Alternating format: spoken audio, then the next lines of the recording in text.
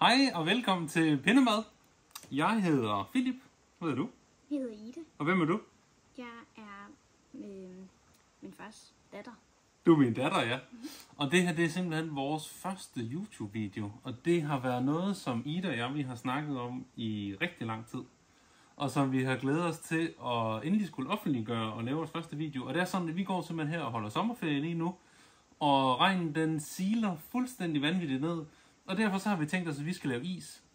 Og nu findes der jo rigtig mange videoer ude på internettet med, hvordan man laver hjemmelavet is. Men indtil videre har vi ikke rigtig fundet nogen, der er med laktosefri is. Og nu er det sådan, at vi har nogle rigtig dejlige venner, hvor den ene halvdel er laktoseintolerant. Og derfor har vi tænkt os, at vi bare skal lave en fuldstændig standard vaniljeis, som er laktosefri. Yeah. Så det tænker vi, at vi stille og roligt kan gå i gang med, ikke? Mm. Og til det så er vi simpelthen så heldige, at vi har en Thermomix, eller en Thermomixer. Og den skal vi egentlig lave det meste på. Så det vi kommer til at starte med, det er, at vi hælder bare alle ingredienserne ned i Thermomixerne.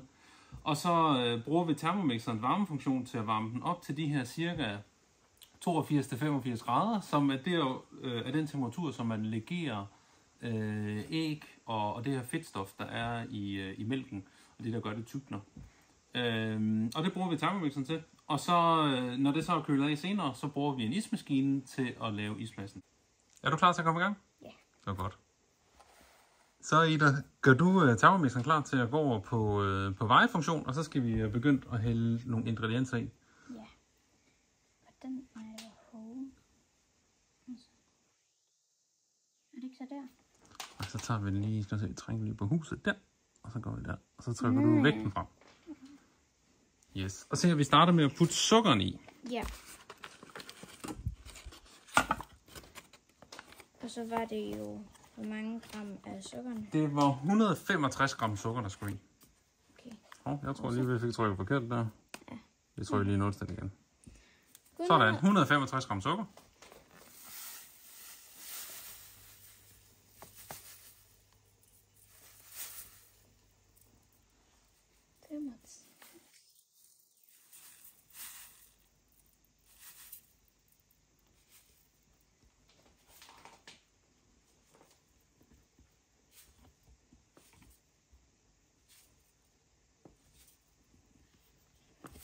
Så har vi det i. Så skal vi have 4 gram af det her cremodan, og det er det her stabilisatormiddel, som vi bruger, når vi laver is. Det viser vi lige her til kamera, så man lige kan se. Den her. Den her, der hedder. Og den har vi bare købt i Bilka, faktisk. Ja. Og det er cremodan, mens Ida hun lige putter i. Du kan lige nulstille den, og så gøre klar til at putte 4 gram i. 4 gram. Yes. Skal vi bruge en teskæde til det, tror du? Jeg tror, det er en god idé. Det tror jeg faktisk også. Det skal I nok også huske at gøre. Ja, det tror jeg er en god idé.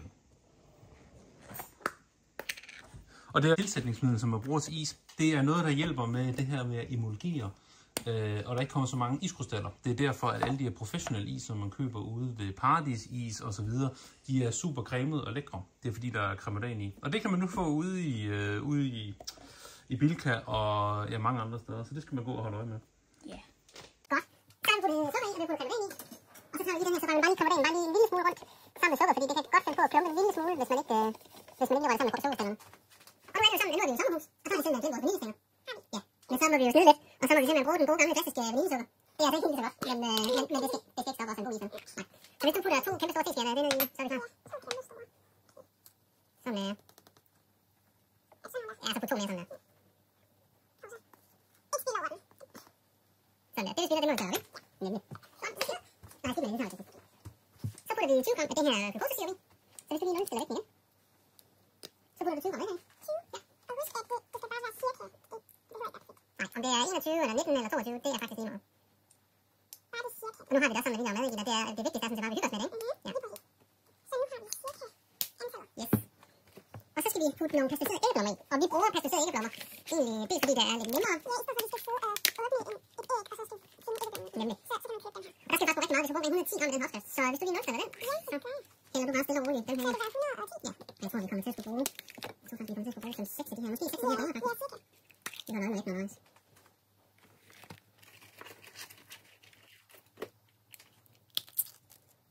Og fordelen ved at bruge Thermomixeren er, at man bare kan hælde det hele ned i en gryde på en gang, og så bare røre det sammen. Det her med, at der er mange opskrifter, hvor man først skal koge mælket op, og så skal man blande det sammen med, så skal man blande det sammen med ægget og røre det rundt og holde øje med temperaturen og sådan noget. Det her, det gør bare, at vi hælder det i en stor pærevælling, og så bruger vi bare termomix og varmemotor til det færdigt. Det var helt perfekt at lave.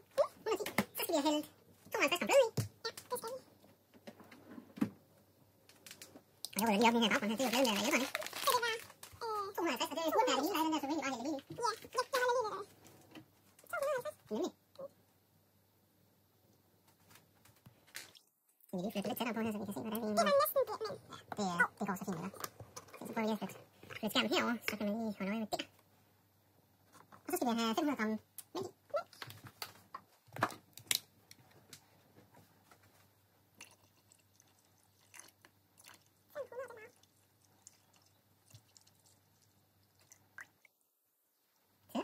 Der kom lidt for meget af.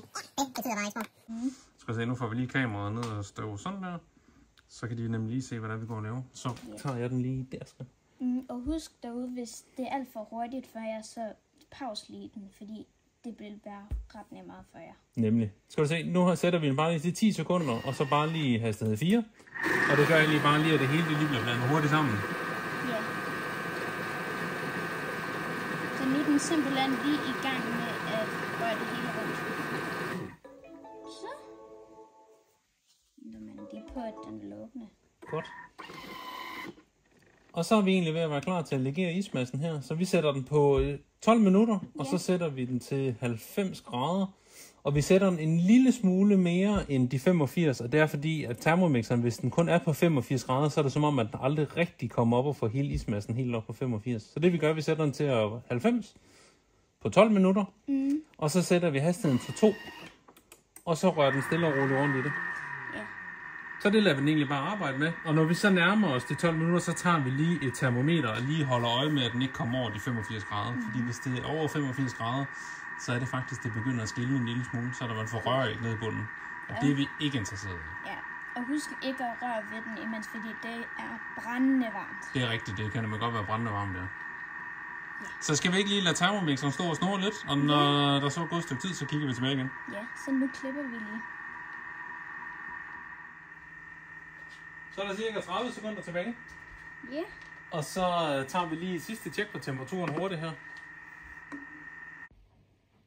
Nå Ida, hvad er der så sket? Det gik simpelthen lidt galt for os. Den gad ikke komme op på varme, fordi vores termomixer er desværre gået i stykker. Det er nemlig rigtigt. Der var simpelthen noget galt med termomixeren. Den lige meget hvilken temperatur vi stiller den på, så vil den ikke blive varmere end de her 77 grader. Så det vi har gjort nu, det er, nu har vi simpelthen gået tilbage til den gode gammeldags fremgangsmåde over komfuret.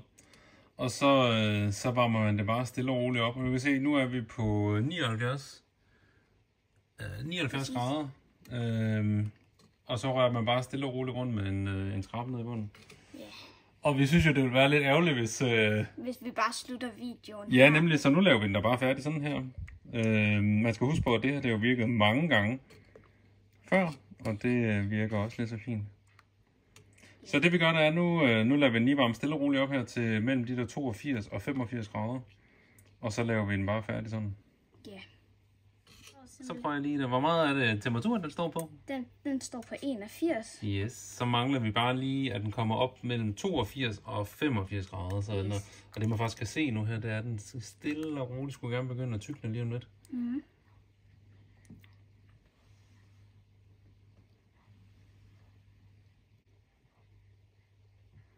Så er det faktisk, man kan begynde at se, nu begynder, når vi kommer over de her 82 grader, så er det som om, at den stille og roligt bliver en lille smule tykkere i konsistensen. Og det er fordi, at æggeblommerne, de legerer nu her.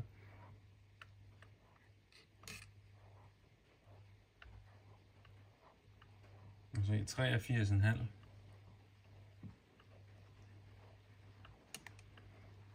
Så det vi gør, det er, at vi lige om et øjeblik her, så slukker vi for varmen. Og nu kan jeg faktisk se, nu har den fået den her fløjsbløde konsistens. Så hvis du slukker for komfuret. Yes, det kan jeg godt. Yes. Og så sætter vi lige kameraet ned igen, og så hælder vi det op på en skål. Yes. Og så skal vi egentlig bare have det til at køle af, ikke? Det er lige præcis. Sådan der. Godt. Yes, så nåede vi de her 84 grader, tror jeg, den begynder at stoppe på. Og det man egentlig kan se, det er, hvis man lige tager skeen sådan her, og så lige trækker en finger igennem, så kan man faktisk se, at den ligesom deler vandene. Og det betyder egentlig, at nu er den færdiglegeret. Så det vi skal gøre nu, det er, at vi bare lige hælder den stille og roligt op i en kande her.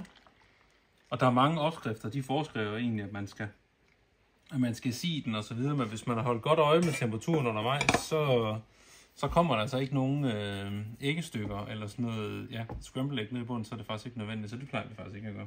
Det gør vi ikke. Så nu har vi bare sat den til der, og så skal ismassen egentlig modne, som man siger. Og modne den, det er egentlig, at den bare lige skal sætte sig, og den sætter sig en lille smule mere, mens den køler ned. Ja.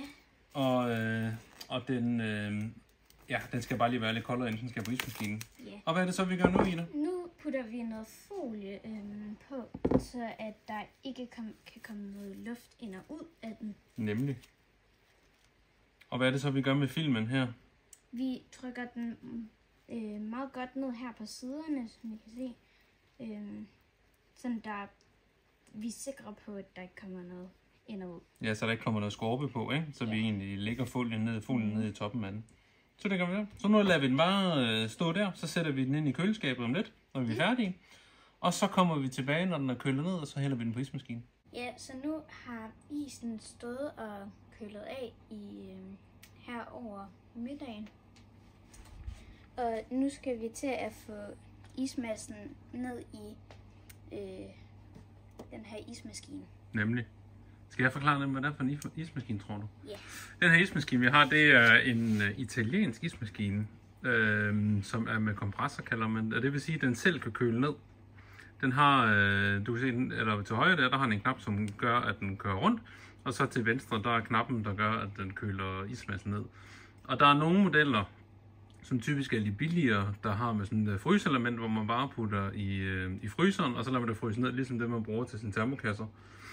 Men den her, det med en kompressor i, som laver, som egentlig fungerer som sin egen fryser. Og det er faktisk uhyre nemt med sådan en. Det eneste, man skal gøre, det er, at man hælder bare sin ismasse direkte ned. Og den havde vi jo her fra tidligere. Og så det eneste, man skal gøre, det er faktisk bare, at man hælder den ned i. Og det gør vi lige sådan her.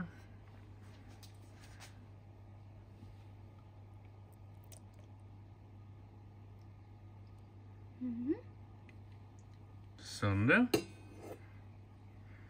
Og så skal vi egentlig bare have startet ismaskinen, og det kan være, du vil gøre det, Ida. Ja, så det var først der. Ja.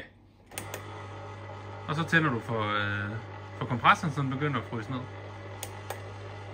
Yes. Så starter den.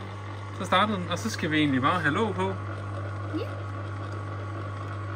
Og så tager det cirka 20 minutter at fryse den ned. Og så er isen faktisk færdig og klar til at komme på fryseren bagefter. Ja. Nu. Og så er der gået cirka 20 minutter tid. Så kan I se, at isen den er ved at være færdig. Det ligner sådan en rigtig dejlig, lækker cremet soft ice. Og jeg tænkte lidt, Ida, skal vi prøve den eller hvad? Ja, god idé. Yes, tager du lige en taste-test.